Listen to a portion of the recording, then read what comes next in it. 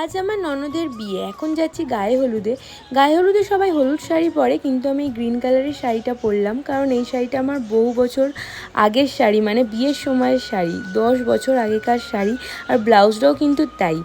আর অনেক দিন ধরেই শাড়িটা পরতে ইচ্ছা করছিল, তাই আজকেই পরলাম। আর ননদের সাথে একটু ভিডিও করছিলাম, ওকে বেশ সুন্দর লাগছিল।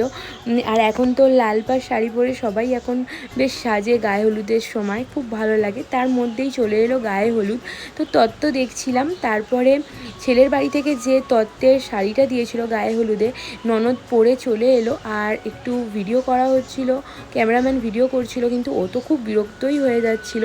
তারপর ওর মা যখন গায়ে হলুদ দিতে এলো, তো ও একদম ইমোশনাল হয়ে পড়ছিল। তো তারপর সবাই আমরা ওর একটু গায়ে হলুদ দিলাম।